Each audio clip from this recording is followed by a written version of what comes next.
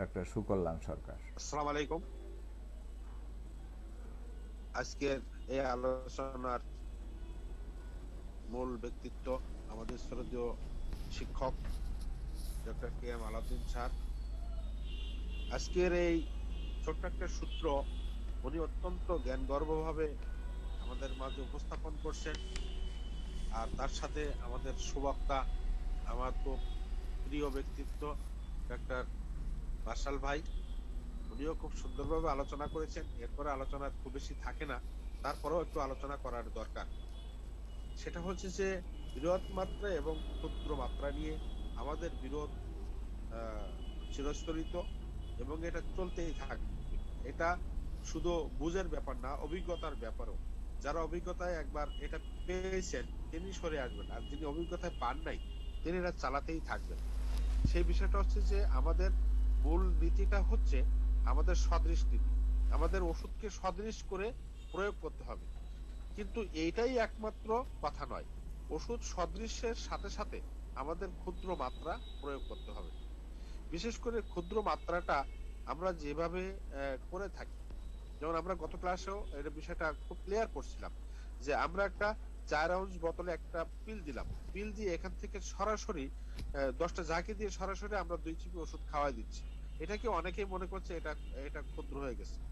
শক্তিকরণ এবং ক্ষুদ্রকরণ এই দুটার বিষয়ের একটা মৌলিক পার্থক্য আছে। আমরা ঝাঁকি দিলে শক্তি বাড়বে, ঠিক আছে, কিন্তু যতক্ষণ না একে আমরা বিভাজিত করছি, যতক্ষণ না আমরা একে আরো অনেক জিনিসের সঙ্গে, বিশেষ করে অনেকটা পানির সঙ্গে না মিশাচ্ছি, ততক্ষণ কিন্তু এটা ক্ষুদ্র হচ্ছে না। যেমন আমরা 2 চিপি ওষুধকে যদি আমরা একটা গ্লাসে দিই, সেটা যদি 4 আউন্স হয়, সে যতটা ক্ষুদ্র হবে। যদি আমরা 8 আউন্সের ভিতরে ফেলি, সেটা আরো বেশি ক্ষুদ্র হবে। এখান থেকে যদি আমি অর্ধেকটা ওষুধ খাই, তাহলে যতটা ক্ষুদ্র হবে, আমি যদি 2 চামচ খাই তার থেকে আরো ক্ষুদ্র হবে, এবং শেষে যদি আমি 1 চামচ খাই তাহলে সেটা আরো ক্ষুদ্র হবে।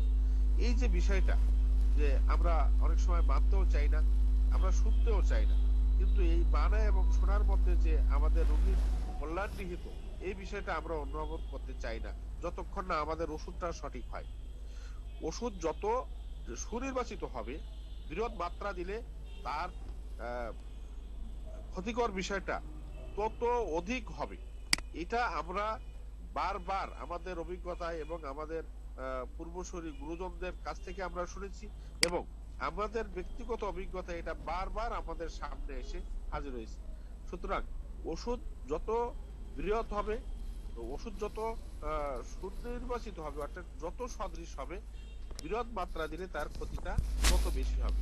এখন এখানে যে আমাদের বাস্তব জগতে এসে আমরা বিভিন্ন ডাক্তারদের যে তর্কগুলো আসে, এই তর্কগুলো ওনারা বলছেন যে না, বৃহৎ মাত্রা দিলে কোনো কিছু হচ্ছে না, এটা আমাদের জন্য খুব ভালো। এক্ষেত্রে যে বিষয়টা হয় সেটা হচ্ছে সাপ্রেশন অথবা পিলিয়েশন হয়। সেক্ষেত্রে অধিকাংশ ক্ষেত্রে দেখা গেছে যে এইসব ডাক্তাররা যে বৃহৎ মাত্রা দেওয়ার পরেও রোগের বৃদ্ধি ঘটতেছে না, এখানে 3টা কারণ সবচেয়ে বেশি। একটা হচ্ছে তারা নির্ভ শক্তি ব্যবহার করছে, না হয় কি হচ্ছে তাদের ওষুধ নির্বাচন সঠিক হয়নি। সুতরাং ওষুধ নির্বাচন যদি সঠিক না হয়, সেটা সদৃশ হয়নি, হয়তো আংশিক হয়েছে, সেক্ষেত্রে বৃহৎ মাত্রা ক্ষুদ্র মাত্রার কোনো প্রশ্ন নেই। অথবা দেখা যাচ্ছে যে না, তার ওষুধ সঠিক হয়েছে, আবার ওষুধটা সদৃশ হয়েছে, আবার সেটা সবকিছু ঠিক আছে, কিন্তু ওষুধ যিনি তৈরি করছেন, সেই যিনি প্রস্তুতকারক ওষুধের, তিনি হয়তো সঠিক প্রক্রিয়া মেনে এই ওষুধটা মানে প্রস্তুত করেন নেই। সুতরাং এই ওষুধ সঠিকভাবে প্রস্তুত না করার কারণেও কিন্তু আমরা বৃদ্ধিটা দেখছি না। এখন এইটা একটা গেল বিষয়টা, যে ওষুধ যত সদৃশ হচ্ছে, তত ওষুধ যত সদৃশ হচ্ছে, বৃহৎ মাত্রা দিলে তার ক্ষতির কারণটা বেশি হচ্ছে, রোগ বৃদ্ধি ঘটছে। এইটা একটা গেল। আবার যদি ক্ষুদ্র মাত্রাও দেওয়া হয় কখনো কখনো, বা অধিকাংশ ক্ষেত্রেও দেখছি, আর বৃহৎ মাত্রা দিলে তো কথাই নাই, সেটা হচ্ছে তার প্রয়োগ বিধি, পুনঃ পুনঃ প্রয়োগ। এই পুনঃ পুনঃ প্রয়োগের যে ব্যাপারটা আছে, আমরা হরহামেশাই দেখি ডাক্তার এটা কোনো ব্যাপারই মনে করে না। হ্যাঁ, 2 ঘন্টা পর পর খেয়ে যান, 5 ঘন্টা পর পর খেয়ে যান, বলে দিচ্ছি। এই যে পুনঃ পুনঃ প্রয়োগ করলে আমাদের রোগীরা সবচেয়ে বেশি ক্ষতিগ্রস্ত হয়। একবার দিলে যতটা ক্ষতি হয়, বৃহৎ মাত্রা সঠিক ওষুধ নির্বাচন রয়েছে, বৃহৎ মাত্রার বেশি ক্ষতি করছে। কিন্তু এইটার ক্ষতির পরিমাণটা এত বেড়ে যায় যখন এটা পুনঃ পুনঃ প্রয়োগ করা হয়। এই পুনঃ পুনঃ প্রয়োগ করলে রোগীর ক্ষতি সাধন হয়, রোগীর জীবন বিপন্ন হয়ে যায়। এখানে এই পুনঃ পুনঃ প্রয়োগ করার পরে একটা কৃত্রিম রোগ তৈরি হয়, অর্থাৎ যে ওষুধটাকে বারবার প্রয়োগ করা হচ্ছে এখানে তার প্রবীণ সিমটম গুলো চলে আসে, এবং এই অবস্থায় রোগটা এত দুরারোগ্য হয়ে যায় যে তার প্রতিষেধক দিয়ে তাকে যে পুনরায় ফিরিয়ে আনা সেটা একেবারে অসম্ভব হয়ে পড়ে। এই বিষয়টা নিয়ে অনেক ডাক্তারের সাথে আমার কথা হয়েছে। এখন আমার কথা হচ্ছে যে 2 আর 2 যোগ করলে যদি বাংলাদেশে 4 হয়, জামালপুরে 4 হয়, ঢাকাতে হবে না কেন, আমেরিকায় হবে না কেন, চাঁদে গেলেও তো 2 আর 2 যোগ করলে 4 হওয়ার কথা। কিন্তু দেখা যাচ্ছে যে আমরা দিচ্ছি কোনো কোনো প্রয়োগ করতে, ঘন ঘন প্রয়োগ করছি না, বা ঘন ঘন প্রয়োগ করলে আমাদের বিরোধী করতেছে তারা, তারা করলে হচ্ছে না। তার মানে কি এখানে ওই 3টা শর্তই কিন্তু বিরাজ আছে, যে তারা হয় নির্ভর শক্তি ব্যবহার করতেছে, না তাদের ওষুধ নির্বাচন সঠিক হচ্ছে না, অথবা তাদের ওষুধটাই সঠিক না। এটা আমরা বুঝি। আর বৃহৎ মাত্রার যে বিষয়টা অ্যালোপ্যাথির ব্যাপার, যে যে ব্যাপারটা আছে, তারা যে শক্তিকরণের যে কথাটা বলছে, তাদের কিন্তু আসলে শক্তি বৃদ্ধি হয় না।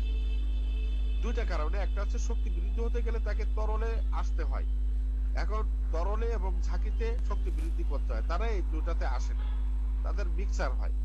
আর আরেকটা ব্যাপার হচ্ছে তারা যেটা করেন সেটা হচ্ছে তারা মাত্রা না, তাদের পরিমাণটাকে বাড়ায় দেয়। যেমন একটা ওষুধের 5 mg খাইলো, তার পরবর্তী শক্তি হচ্ছে 10 mg।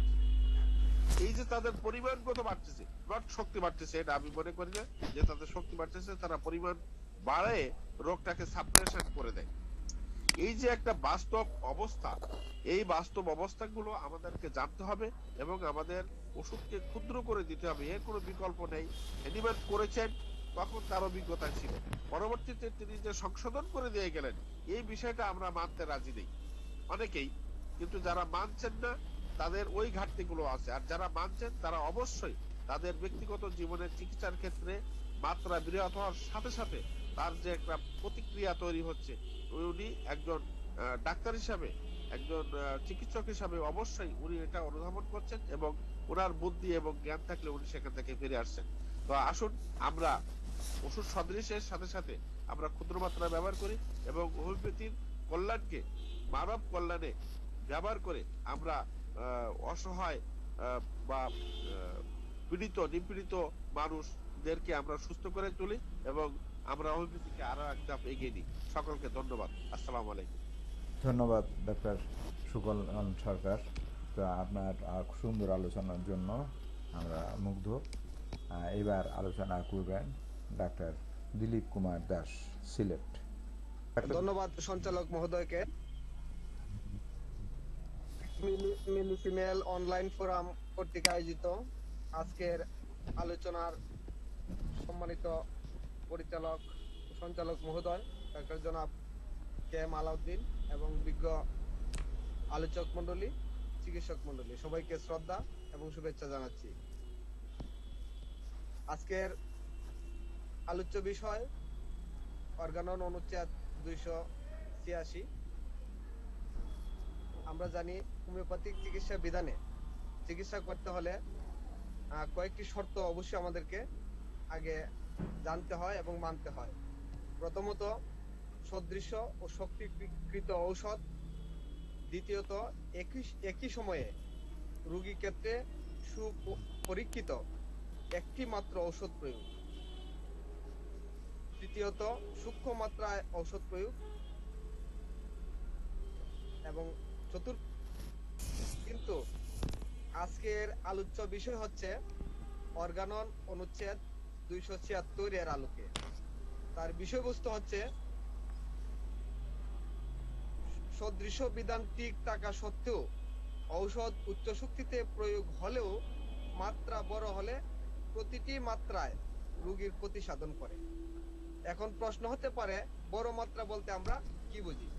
আমাদের সঞ্চালক মহোদয় শুরুতেই মাত্রা সম্পর্কে রেফারেন্স ভিত্তিক বলেছেন, সুকল্যাণদা সুন্দর আলোচনা করেছেন, এবং আমাদের ডাক্তার মার্শাল ভাই আলোচনা করেছেন।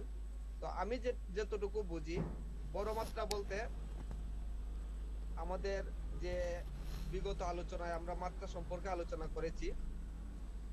অর্থাৎ 4 রাউন্ড শিশিতে 4 ভাগের 3 ভাগ পরিশ্রুত জল নিয়ে একটি গ্লোবিউলস পরিমাণ মতো রেকটিফাইড স্পিরিট এবং গ্লাসিং করে রোগীকে সেবন না করিয়ে যদি আমি একের অধিক গ্লোবিউলস এবং গ্লাসিং না করে রোগীকে প্রয়োগ করা হয় তাহলে সাধারণত মাত্রা বড় হয়। তো বড় মাত্রার ঔষধে প্রতিটি মাত্রায় কিভাবে রোগীর ক্ষতি সাধন করে প্রশ্ন আসতে পারে। আমাদের সঞ্চালক মহোদয় বিগত আলোচনায় গ্রাফিক্স চিত্রের মাধ্যমে ঔষধ কিভাবে জীবনী শক্তিতে কাজ করে সুন্দরভাবে আমাদেরকে বুঝিয়ে দিয়েছেন। আমরা জানি যে ঔষধ সেবনের পর তার নার্ভ সিস্টেমের মাধ্যমে, বিশেষ করে সেন্ট্রাল নার্ভাস সিস্টেম যেমন brain and spinal cord, endocrine gland এর মাধ্যমে ঔষধ শক্তি জীবনী শক্তি থেকে রোগ শক্তিকে বিদূরিত করে। যদি মাত্রা বড় হয়, উচ্চ শক্তি সম্পন্ন ঔষধ হয়, তাহলে রোগকে বিদূরিত করে ঔষধ সৃষ্ট রোগের সৃষ্টি হয়, রোগীকে কষ্ট দেয়, যেটা আমরা বলতে পারি মানে ঔষধ সৃষ্ট রোগ। তো আমরা জানি যে রোগী আসে মূলত আমাদের কাছে আরোগ্যের জন্য, আরামের জন্য, কিন্তু আমরা যদি আমাদের অজ্ঞানতার ফলে, আমাদের জানার অভাবে আমরা যদি রোগীকে কষ্ট দেই তাহলে সেই দায়ভার আমাদেরকেই নিতে হবে। এই প্রসঙ্গে একটা রোগী লিপি বললে আমার মনে হয় আর একটু ভালো হবে। রোগী লিপিটা হচ্ছে আমার এক সিনিয়র ডাক্তার রোগীকে কেস হিস্ট্রি নিচে নেওয়ার পরে ঔষধ সিলেকশন করছে, কিন্তু রোগী ঔষধ সেবন করার পরও রোগী আরাম পাচ্ছে না, তার কষ্টগুলা আরো বৃদ্ধি পাচ্ছে, অস্বস্তি বোধ করছে। তো ওনার সাথে আমার অন্তরঙ্গ সম্পর্ক, উনি আমাকে ফোন দিলেন পরবর্তীতে যে দিলীপ তুমি যদি পারো একটু আসো, একটা রোগী নিয়ে একটু আলোচনা করবো। আমি গেলাম, রোগী লিপি দেখলাম, রোগীর সাথে কথা বললাম, রোগীকে অবজারভেশন করলাম, দেখলাম যে না, ওনার রোগী লিপি অনুসারে ওনার ঔষধ ঠিক আছে, কিন্তু যখন বললাম যে আপনি কিভাবে ওষুধটা সেবন করছেন বা সিনিয়র ডাক্তারকে বললাম কিভাবে দিচ্ছেন, অনেক সময় হয় কি যারা মেডিসিন তৈরি করে তারা অনেক সময় একের অধিক পিল দিয়ে দেয় এবং গ্লাসিং না করেই ঔষধ দিয়ে দেয়। পরবর্তীতে দেখলাম যে উনি গ্লাসিং না করেই মানে রোগীতে দিচ্ছেন, আর আমার কাছে মনে হচ্ছে যে ওনার যে অ্যাসিস্ট্যান্ট আছে তারা একের অধিক গ্লোবিউলস দিয়ে দিছে। আমি ডাউট করছি, ফলে আমি নিজে ওষুধটা প্রয়োগ করছি এবং তৈরি করছি। তৈরি করার পরে এই ওষুধই রোগীকে গ্লাসিং করে যখন দেওয়া হলো তখন দেখা গেল যে রোগী এই ওষুধেই তার কষ্টগুলো লাঘব হচ্ছে এবং পরবর্তীতে উনি ভালো হয়েছেন। ধন্যবাদ ডাক্তার দিলীপ কুমার দাস তার সুন্দর আলোচনার জন্য। আমাদের আজকের আলোচনা পর্ব ধীরে ধীরে শেষের দিকে চলে আসছি আমরা। এর মধ্যে কারো কোনো যদি প্রশ্ন থাকে আমরা এখন শেষ করব। পরবর্তী আলোচনা 277, 78 দুটা অ্যাফোরিজম থাকলে ভালো হয় আমার মনে হয় এখানে, কারণ প্রায় একই বিষয় টেনে নেওয়া হয়েছে 77, 78-এ। তো জি, আমি ফরিদপুর থেকে বলছি, ডাক্তার ফরিদুর রহমান। জি বল। দিলীপ স্যার কিন্তু 276 জায়গা 286 সূত্র বলছেন। আর স্যার আরেকটা প্রশ্ন স্যার, যে আমাদের যে 50 সহস্রতমে এটা যে আমার M1 বা 01 যেটাই হোক সে কত শক্তিতে যায় দাঁড়ায়, 50-এর উপরে কত শক্তিতে যায় দাঁড়ায়, সেই জিনিসটা আমি জানতে চাচ্ছি স্যার। আপনার প্রশ্নটা ক্লিয়ার হয় নাই, এই জন্য প্রশ্নটা আবার করতে হবে আপনাকে, যে কত শক্তিতে দাঁড়ায়। আমি বলে নেই, 50 সহস্রতমিকের 1 শক্তি 1, 2, 3 এভাবেই শক্তির পর্যায়ক্রমটা চলে। 50 সহস্রতমিক কত শক্তিতে দাঁড়ায়, প্রশ্নটা আবার বুঝিয়ে বলেন। স্যার আমার তো 50 সহস্রমিকে 50,000, 50,000-এর উপরে যাই আমার শক্তিটা আসতেছে। এখন আমার ওয়ান শক্তিটা 50,000-এর উপরে কততে শুরু হচ্ছে সেটা আমি জানতে চাচ্ছি স্যার।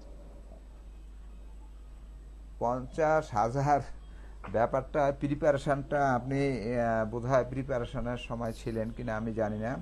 50 সহস্রতমিক শক্তির বিচূর্ণর পরে এটা এখন এখানে বলার প্রশ্ন না, আমাদের এপিসোডের পিছনে গেছে অধ্যায়গুলো।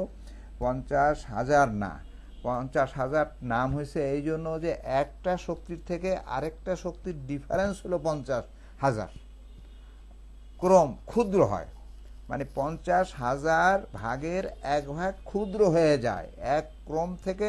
যেমন 1-এর থেকে 2-তে গেলে ঔষধ ভেষজের পরিমাণ 1-এ যা আছে 2-তে তার 50,000 ভাগের 1 ভাগ কমে যায়। 2 থেকে 3-এ গেলে ভেষজের অংশটা 50,000 ভাগের 1 ভাগ কমে যায়, এই জন্য হলো 50 সহস্রতমিক পদ্ধতির নামকরণ। আর প্রায় 10 লক্ষ ওই প্রথম থেকে যেভাবে বিচূর্ণ আসছে প্রায় 10,000, তারপরে 500 ফোঁটা পানির মধ্যে দিয়ে সেখানে কোটি কোটি ভাগ হয়ে যাচ্ছে। কত যে হচ্ছে এটা অঙ্কে, আমি সেদিন অঙ্ক দিয়ে বুঝিয়েছি আপনাদেরকে একটা সূত্রের প্রথম দিকে 46 নম্বর অ্যাফোরিজমের মধ্যে বোধহয়, সেটা আপনি দেখে নিতে পারেন। এটা এখনই ওই হিসাব করে হিসাবের বাইরে চলে যায় অসীম শক্তি পর্যন্ত।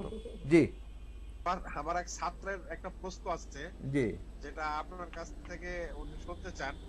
সেটা হচ্ছে যে সূক্ষ্ম মাত্রা এবং ক্ষুদ্র মাত্রা কি এবং এদের মধ্যে পার্থক্য কি? আচ্ছা আচ্ছা, যদি একটু কাইন্ডলি স্যার আলোচনা করতেন। জি জি।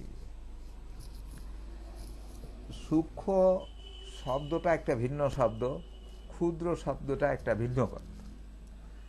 সূক্ষ্ম এখন অদৃশ্য হলেই সূক্ষ্ম হয়, মানে আসলে মূল বিষয়টা হলো আমাদের যে টার্মটা, হোমিওপ্যাথির যে টার্ম যেটা অনেকে অনুবাদে সূক্ষ্ম লেখে, অনেকে ক্ষুদ্র লেখে, কিন্তু আমাদের টার্মটা আমার দৃষ্টিভঙ্গিতে ক্ষুদ্র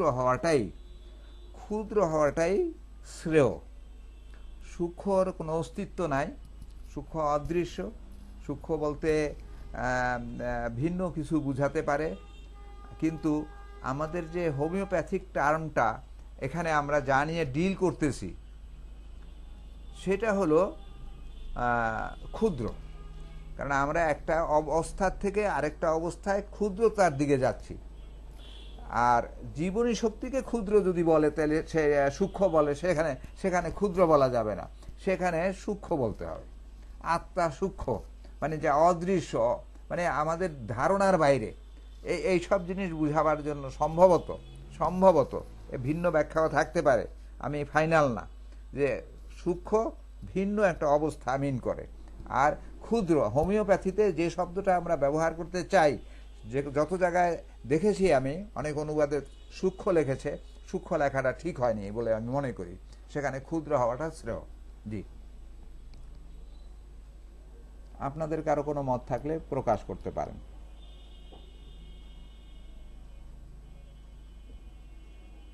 আমার মনে হয় সূক্ষ্মটাকে অঙ্ক দিয়ে প্রকাশ করা যায়, এরকম একটা অদৃশ্য উপলব্ধির বিষয়। জি, আর ক্ষুদ্র বলতে সেটা যত নিচে যাক একটা অঙ্ক দিয়ে সেটাকে প্রকাশ করা সম্ভব।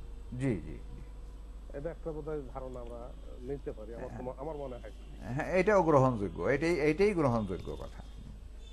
জি, মতামত তো বিষয় না, বাস্তবতা এটাই হচ্ছে বড় কথা। আমাদের সব ওষুধই তো সূক্ষ্ম, কারণ আমাদের এখানে তো বস্তুর পরিমাণই থাকে না। যখনই বস্তুর পরিমাণ থাকে না তখনই তো সেটা সূক্ষ্ম হয়ে যায়, আর এটাকে আমরা ক্ষুদ্র করে ব্যবহার করি। তো আপনার কথা ঠিক আছে স্যার, যেটা স্যার বুঝাইলেন সেটা আরেকটু ভালো করে বুঝান, আমি স্যার বুঝতে পারি না। ব্যাপারটা সূক্ষ্ম আর ক্ষুদ্র যেটা বুঝাইলেন, ব্যাপার এটা হলো একটু আরেকটু জি, ভালো করে বুঝান। যেমন সূক্ষ্ম শব্দটাই আলাদা একটা শব্দ। এখন সূক্ষ্ম শব্দ দেখতে হবে ডিকশনারিতে কি সূক্ষ্ম শব্দের মিন করে। সূক্ষ্ম হলো চিকন, মূলত সূক্ষ্ম হলো মানে একটা মিনি, একেবারে মানে ভিন্ন একটা, যে অদৃশ্য বলছে উনি, ওইটাই গণনা করা যায় না, এটাই ধরা যায়। আর যেহেতু ক্ষুদ্র, যত ক্ষুদ্র হোক, আমরা একটা স্থূল বস্তুকে, ভেষজ পদার্থকে যত ক্ষুদ্র করি না কেন, ক্ষুদ্রই করি, আমরা সূক্ষ্ম করি না, ক্ষুদ্রই করি। আমরা সূক্ষ্ম বলতে বুঝি এই কলমটাকে শেষে যদি একেবারে চিকন করা হয়, একেবারে মানে সূক্ষ্ম করা হয়, সুচালু করা হয়, এটা এই বিষয়টা, এই হোমিওপ্যাথির বিষয়টা বোধহয় সম্ভবত এটা নয়। আমরা করছি একটা স্থূল বস্তু ছিল, বিচূর্ণ আকারে নিয়েছি, একটা স্থূল বস্তু ছিল 1 ফোঁটা অথবা 1 গ্রেন, সেটাকে কি করেছি আমরা, বিচূর্ণ করেছি, অর্থাৎ ক্ষুদ্র করেছি। সেখান থেকে 500 ফোঁটা 500 ভাগে ভাগ করেছি, কি করেছি, ক্ষুদ্র করেছি, সেটাকে ঝাঁকি দিয়েছি, তারপরে সেটাকে আবার 100 ভাগে ভাগ করেছি, ক্ষুদ্র করেছি, সেখান থেকে 4 আউন্স পানিতে আবার দিয়েছি, সেখানে কি করেছি, নাড়া দিয়েছি, নাড়া দিয়ে কি করেছি, ক্ষুদ্র করেছি। প্রতিটা মুহূর্তে যত ক্ষুদ্র হোক, অঙ্কে প্রকাশ করা যাক বা না যাক, মানে আমরা আসলে একটা অবস্থার থেকে আরেকটা অবস্থায় ক্ষুদ্রত্বের মধ্যে চলে যাচ্ছি। আর সূক্ষ্ম দ্বারা কি বুঝায়, এটা ঠিক স্পিরিচুয়াল মানে কি আমার মনে হয় যে আর একটা উদাহরণ বোধহয় রিয়েলাইজেশনটা ক্লিয়ার করতে পারে। যেমন আমাদের দেহের মধ্যে আত্মা আছে, আত্মাটাকে আমরা একটা সূক্ষ্ম সত্তা বলি, এটা সবাই জানে। কিন্তু দেহটার অনুপরমাণু সেলগুলোকে যদি আমরা ধরি তাহলে এটার ক্ষুদ্রত্ব প্রমাণ করা যায়। সেলের মধ্যে আরো অনেক জিনিসপত্র রয়েছে, সেগুলোকে আমরা ক্ষুদ্র ধরলাম, দেখা যায় ভিজিবল, যতই যত না ভিজিবল, কিন্তু আত্মাটাকে দেখা যায় না, সেটা সূক্ষ্মতার অনুভূতিতে আমরা নিতে পারি। এটা মনে হয় যে প্রত্যেকটা ভেষজের মধ্যেই তো ভেতর থেকে একটা অদৃশ্য, প্রচ্ছন্ন এবং অদেখা একটা ক্ষমতা বেরিয়ে আসে, সেটা সূক্ষ্ম। কিন্তু যে বস্তুটাকে আশ্রয় করে এই সূক্ষ্ম সত্তাটা অবস্থান করে, সেইটা ক্ষুদ্র, সেটা কাউন্টেবল, সেটা অঙ্ক দিয়ে হোক দেখা না যাক, কিন্তু অঙ্কের হিসেবে কাউন্টেবল, কিন্তু তার ভিতরে যে অদৃশ্য একটা ক্ষমতা বিদ্যমান, এইটা অদৃশ্য। যেমন জেনারেটরে বিদ্যুৎ তৈরি হচ্ছে, সেখানে ম্যাগনেটিক ফ্লাক্সিং এর মাধ্যমে একটা ভিতর থেকে ইলেকট্রন গুলোকে বিচ্ছিন্ন করে যে ভিতর থেকে একটা প্রচ্ছন্ন এবং অদৃশ্য ক্ষমতা বের হয়ে আসছে। এই ক্ষমতাটা সূক্ষ্ম, কিন্তু জেনারেটরটা সূক্ষ্ম। তো এইভাবে প্রত্যেকটা সত্তার মধ্যেই একটা সূক্ষ্ম দিক আছে, একটা ক্ষুদ্র দিক আছে বা বস্তু দিক আছে। তো আমার মনে হয় যে আমরা যদি আত্মাকে বিবেচনা করি এবং দেহকে বিবেচনা করি, তাহলে আত্মা সূক্ষ্ম, দেহটা কে ক্ষুদ্রতম পর্যায়ে নেওয়া সম্ভব। আবার যদি পাশাপাশি ভাইটাল ফোর্সকে বিবেচনা করি, ভাইটাল ফোর্স সূক্ষ্ম, কিন্তু লক্ষণ সৃষ্টির যে উপকরণগুলি সেগুলি ক্ষুদ্র বা সেগুলি স্থূল। এরকম ভাবে বোধ আমরা জিনিসটা এটা ডিকশনারি দেখেই আমরা আমি একটু শেয়ার করতে চাচ্ছি বলেন। আসলে সমস্ত শক্তিই কিন্তু সূক্ষ্ম। যত শক্তি বলি, যা বস্তু না, সবই সূক্ষ্ম। যেমন বিদ্যুৎ শক্তি, তাপ শক্তি, সবই সূক্ষ্ম। কিন্তু এখানে বোঝার জন্য আমরা একটা কাজ করতে পারি। যদি আমরা বিদ্যুৎ শক্তিকে মনে করি, আমরা ব্যবহার করি, দেখা যাচ্ছে যে একটা বিদ্যুৎ শক্তি, এই শক্তিটা সেটা যে ভোল্টেরই হোক না কেন, সেটা কিন্তু অদৃশ্য বা এটা সূক্ষ্ম। কিন্তু আমরা 33,000 ভোল্ট না নিয়ে আমরা যখন 250 ভোল্ট দিচ্ছি, তখন কিন্তু ক্ষুদ্র হচ্ছে। কিন্তু এটাও সূক্ষ্ম, ওটাও সূক্ষ্ম। এই সূক্ষ্মটা দিয়ে ক্ষুদ্রকে প্রমাণ করা যায় না। এইটার যে ব্যাপারটা আছে যে আমি সেখান থেকে 5 ভোল্ট নিলাম, 5 ভোল্টটাও অদৃশ্য, আবার আপনার 250 ভোল্ট অদৃশ্য, 11,000 ভোল্ট অদৃশ্য, 33,000 ভোল্ট অদৃশ্য। এই অদৃশ্য বিষয়গুলোকে সূক্ষ্ম হিসাবে দেখা হয়। আর ক্ষুদ্র ব্যাপারটা হচ্ছে যে এখান থেকে আমি কতটুকু নিলাম বা এটা কতটা বিভাজন আমি করতে পারলাম, তার একটি অংশ হচ্ছে ক্ষুদ্র। আশ্রয় করে শক্তিটা আমি পেলাম, সেইটা ক্ষুদ্র। সূক্ষ্মকে ব্যাপার আছে কি, এটা তো কাছাকাছি শব্দ। সূক্ষ্মকে সেন্সিটিভ ইংরেজি প্রতিশব্দ হিসাবে এইমাত্র ডিকশনারিও দেখলাম আমি ফাঁকে। সূক্ষ্মকে সেন্সিটিভ হিসাবে ব্যবহার করা হয়, থিন হিসাবে ব্যবহার করা হয়, থিকলিশ হিসাবে ব্যবহার করা হয়, এই ধরনের কতগুলো শব্দ, নাইস হিসাবে ব্যবহার করা হয়। মানে এটা একটা গুণবাচক শব্দ। আর যখনই আমি ক্ষুদ্রটা অংশ, ক্ষুদ্রটা ওই সুকল্যাণ বাবুর যে সংযোজন যেগুলা ঘটেছে সবগুলাই গ্রহণ করা যায়, কারোটা এটা খুব ব্যতিক্রম ধর্মী না। যেখানে আমরা শক্তির বিষয়গুলো চিন্তা করব সেখানে সূক্ষ্ম হয়ে যেতে পারে, আর আমাদের শক্তি তো অবশ্যই সূক্ষ্ম, আর পরিমাণগত যখন ডোজ হিসাবে চলে আসতেছে সেখানে ক্ষুদ্র। এইভাবে চিন্তা করলে মোটামুটি আমরা একটা বুঝের মধ্যে পরিষ্কার হয়ে যাই। জি, এবার নিশ্চয়ই আশা করি সকলের বুঝেই একই আসবে আশা করি। জি, সকলকে আন্তরিক ধন্যবাদ। আপনারা খুব মূল্যবান আলোচনা দিয়ে এই 50 সহস্রতমিক ফোরামকে উজ্জীবিত রাখছেন এবং রাখবেন। প্রত্যেককে ধন্যবাদ, এবং স্বেচ্ছায় আপনারা যে উপস্থিত থেকে এই প্রাণবন্ত আলোচনার মাধ্যমে অত্যন্ত গুরুত্বপূর্ণ ভূমিকা পালন করছেন, এই জন্য প্রত্যেককে আন্তরিক ধন্যবাদ দিয়ে আজকের আলোচ্য বিষয় সম্পর্কে আলোচনা এখানেই শেষ করলাম। আল্লাহ সকলকে সুস্থ রাখুন এবং আগামী ক্লাসে যাতে আমরা যোগদান করতে পারি এই আশা ব্যক্ত করে আজকের আলোচনা এখানেই শেষ করছি। আগামী ক্লাসের আলোচনা হবে 277 থেকে 278 অধ্যায়। আশা করি প্রত্যেকে যারা আলোচক তারা তো আমরা দেখে আসি, আর যারা শ্রোতা আছেন তাদের প্রতি একটা অনুরোধ থাকলো তারা যদি অ্যাফোরিজম দুটা একটু পড়ে আসেন যাতে পরবর্তীতে একটু প্রশ্ন করতে পারেন, তাহলে হবে কি আপনাদের প্রশ্ন আমাদের জ্ঞানের কারণ হবে। আমরা যারা আলোচনা করছি তারা আপনাদের প্রশ্নের আলোকে আমরা আরও সমৃদ্ধ হব, কাজে আপনারা আমাদের শিক্ষকের ভূমিকাও পালন করতে পারেন। এই আবেদন করে সকলের প্রতি আন্তরিক ধন্যবাদ দিয়ে আবার আমি এখানেই শেষ করলাম। খোদা হাফেজ। আসসালামু আলাইকুম ওয়া রাহমাতুল্লাহি ওয়া বারাকাতুহু।